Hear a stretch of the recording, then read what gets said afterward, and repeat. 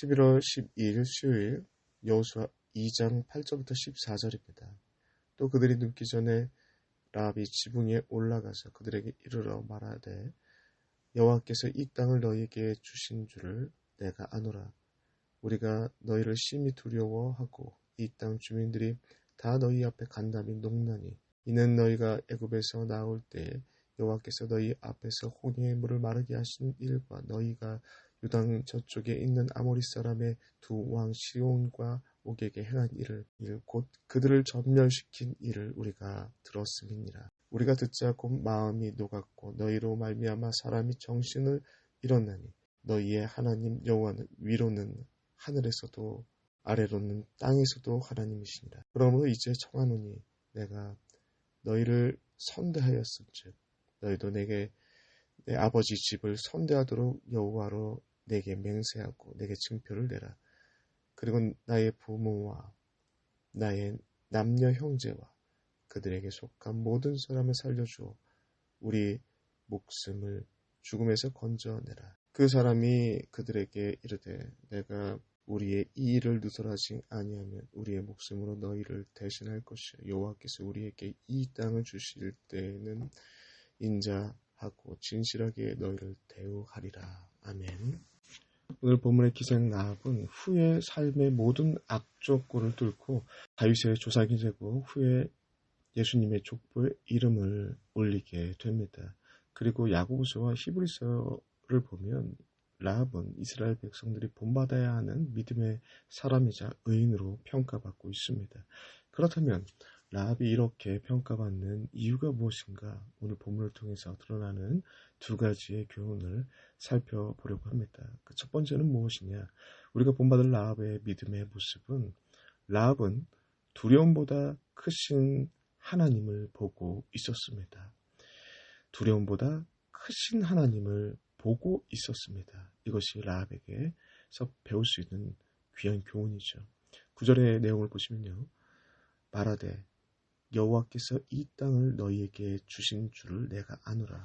우리가 너희를 심히 두려워하고 이 땅 주민들이 다 너희 앞에서 간담이 녹았나니 라고 되어 있습니다. 이 표현을 보시면요. 너무나도 압도적인 강함 앞에 살 소망을 찾을 수 없을 만큼 절망스럽다라는 표현이 그대로 담겨져 있습니다. 보통 인간이 두려움을 느끼게 되면 생리적으로 세 가지의 반응이 일어난다고 합니다. 첫 번째로는 투쟁이에요. 투쟁. 저항한다는 거죠. 적당한 두려움이 있을 때는 그 위협을 맞서고 싸우려는 반응들이 나타난다고 합니다. 투쟁. 이 스포츠에서 이렇게 많이 볼 수 있는 모습이죠. 그리고 두 번째로는 도피의 반응이 일어나요. 도피, 회피 내지 도피. 이 두려움은 어느 정도 상당한 두려움이겠죠. 이 두려움이 다가오면 즉각적으로 회피하거나 그 도피하는 그런 반응이 보여지는 것 또한 두려움의 반응이라는 것이죠. 마지막으로 세 번째로는 이것은 인간이 감당할 수 없는 그 두려움 앞에 설 때 나타나는 반응인데요. 몸과 사고가 멈추듯 마비 상태를 나타난다라고 하는 것이 이 경직의 반응입니다. 오늘 본문의 여리고성 백성들의 모습을 보면 하늘과 땅을 다스리는 하나님을 보고 세상 권력을 일시에 제압하는 하나님의 능력과 강함을 보고 그 앞에 압도되는 경직됨의 두려움을 보이고 있습니다. 그것을 표현하고 있다는 것이죠. 10절의 모습을 10절을 보시면 여리고 백성들은 이런 엄청난 압도적인 두려움 앞에 서게 되는 것을 두 번 느꼈다라고 기록하고 있습니다. 첫 번째로는 40년 전에 애굽에게 일어난 사건들을 듣고 보면서 이 압도되는 두려움 가운데 사로잡혔었다는 것이죠. 그리고 40년이 흐르고 현재 아모리 두 왕을 진멸하는 그 모습을 보면서 하나님에 대한 두려움이, 경직됨의 두려움, 압도되는 두려움이 느껴졌다라고 고백하고 있습니다. 그런데 이상한 것은 여리고 백성들의 반응입니다. 이 압도적인 강함과 압도적인 두려움 앞에 섰을 때 그들은 스스로 경직됐다라고 얘기하면서 실제적으로 그들의 하는 모습을 보면 하나님 앞에 투항하지 않고 투쟁합니다. 저항하죠. 또한 현실 도피적인 저항의 모습을 보이고 있습니다. 그들은 이성적으로 여호와를 상대로 승산이 없다라는 것을 머리로 다 계산하고 알고 있었습니다. 40년 전부터 지금까지 알고 있었죠. 그리고 심리적으로 두려움과 압도된다, 공포를 느끼고 있었습니다. 그런데도 불구하고 그들은 하나님 앞에 두 손 들고 투항하는 것이 아니라 하나님 앞에 적극적 저항을 하고 있습니다. 이스라엘 정상군들이 여리고성에 들어왔을 때를 보시면요.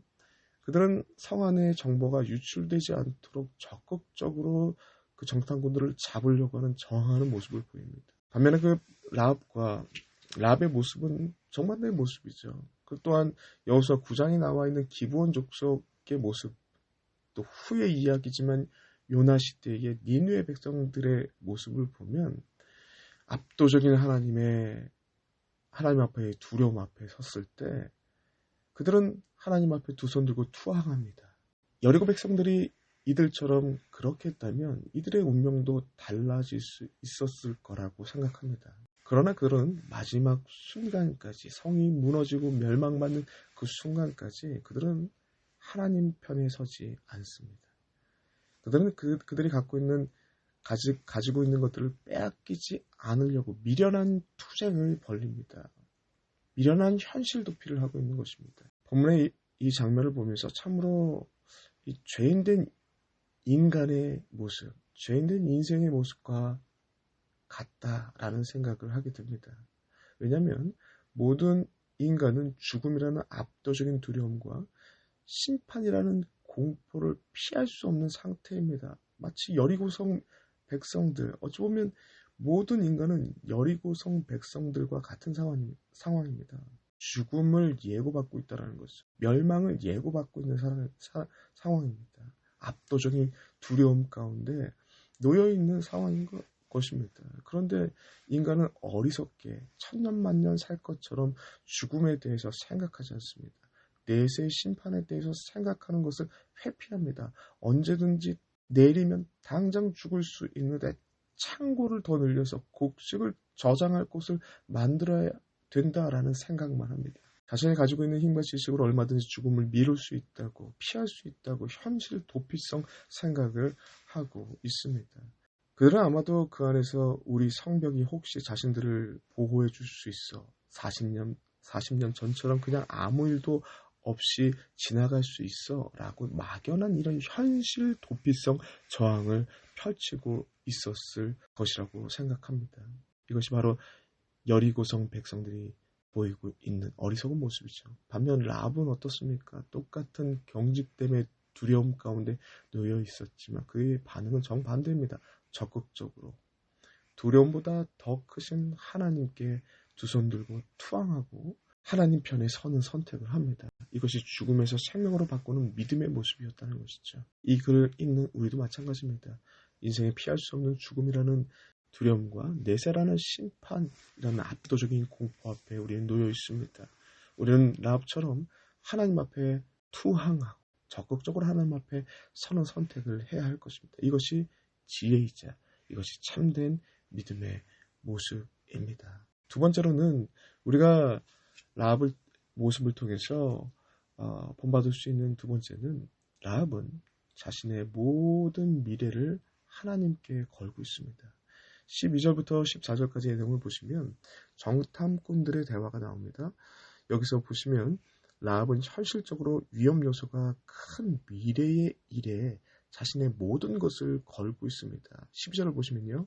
이제 청하노니 내가 너희를 선택하였은즉 너희도 내 아버지 집을 선대하도록 여호와로 내게 맹세하고 내게 증표를 내라 라고 하고 있죠. 라합은 자신이 분명히 하나님 편에 섰고 자신과 자신의 가족들을 다 걸고 너희와 함께 운명을 함께 하겠다라고 하고 있습니다. 이것을 맹세함으로 기억하고 증표함으로 확증해달라라고 요청하고 있습니다. 이에 정탐꾼들은 옳게 여기고 여호와 앞에 목숨 건 약속을 해줍니다.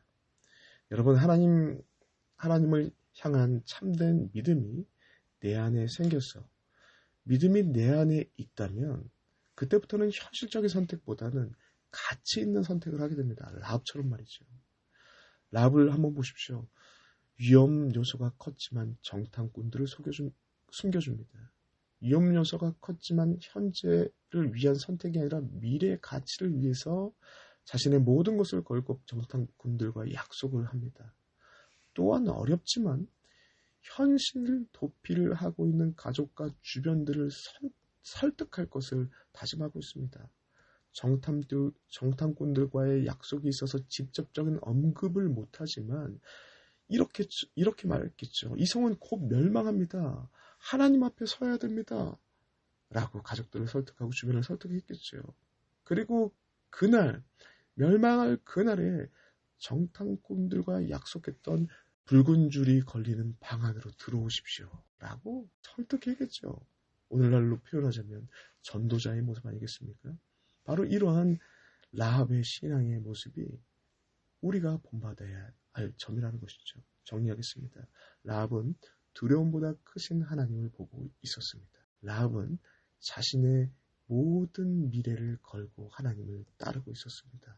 라합은요, 현실적 가치를 따라 움직이지 않고 하나님께서 가치를 두시는 그 일에 따라 움직이는 사람이었습니다. 또 라합은요, 확실히 믿고 있는 그 진리는 가족과 주변에게 전하고 설득하는 일 가운데로 쓰고 있었다라는 것을 보여주고 있습니다. 이런 라합의 모습, 오늘날 적용하자면 복음 전파자의 모습이죠. 이러한 모습들이 라합의 모습을 통해서 우리가 본받을 수 있는 귀한 말씀입니다. 이 내용들 기억하시고 오늘 이 시대에 하나님께서 찾으시고 쓰시는 라합 같은 하나님의 백성 되시길 간절히 소망합니다. 기도하겠습니다. 하나님 너무나도 감사합니다. 이 귀한 라합의 삶의 모습을 통해서 본받아야 될 신앙의 내용들을 살폈습니다. 이 내용들이 고스란히 마지막 시대를 살아가는 두려움의 시대를 살아가는 이 시간 가운데 하나님 우리의 모습을 통해서 라합의 신앙의 모습이 나타날 수 있도록 은혜 허락하여 주시옵소서. 예수님의 이름으로 기도드리옵나이다. 아멘.